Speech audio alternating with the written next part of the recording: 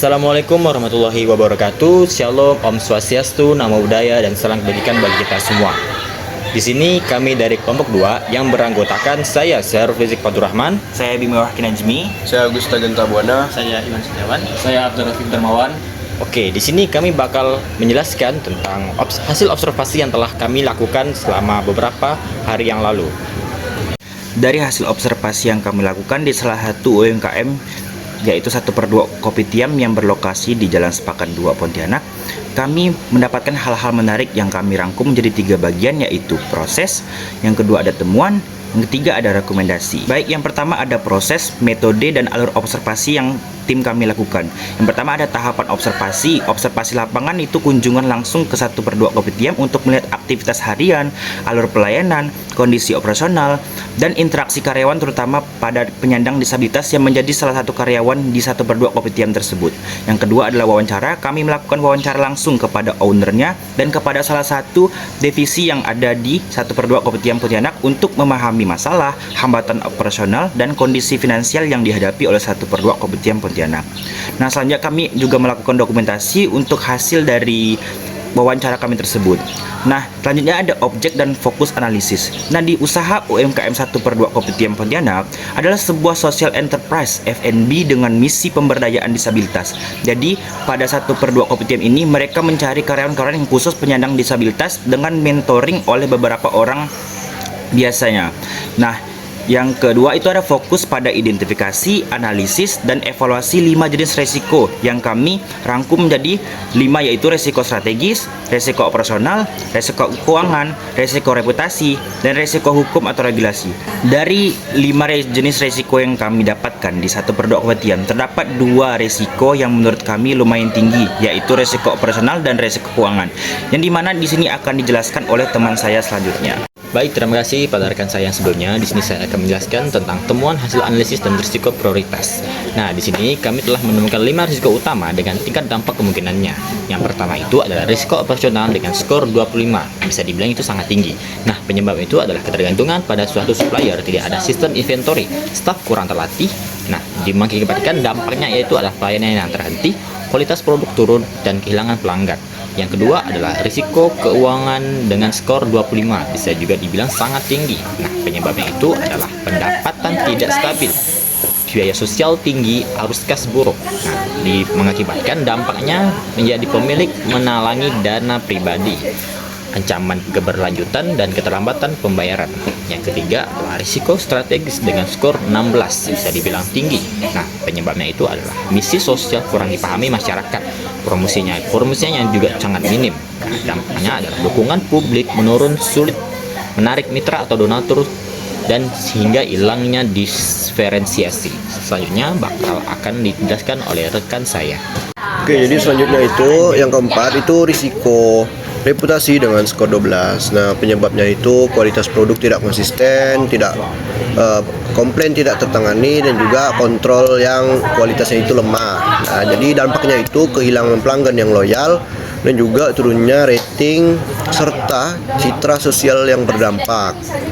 Nah, yang kelima, risiko hukum atau regulasi dengan skor 9. Nah, penyebabnya itu karyawan tidak memahami SOP dan pengawasan yang kurang. Jadi dampaknya pelanggaran internal dan juga suasana kerja tidak kondusif serta potensi kecelakaan kerja.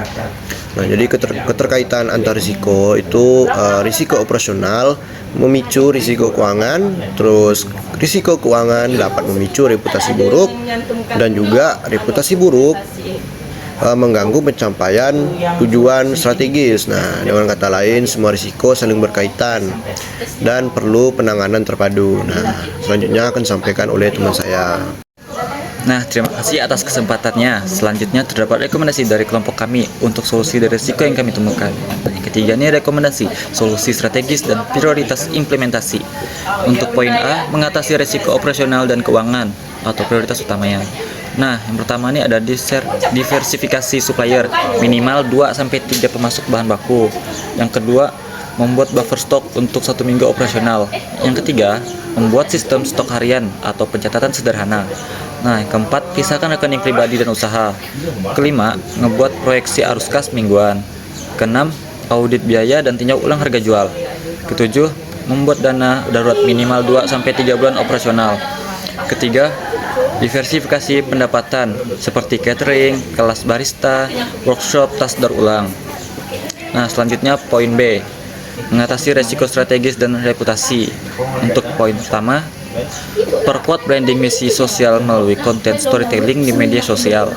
Yang kedua, pasang informasi visi sosial di kedai seperti poster, display, edukatif.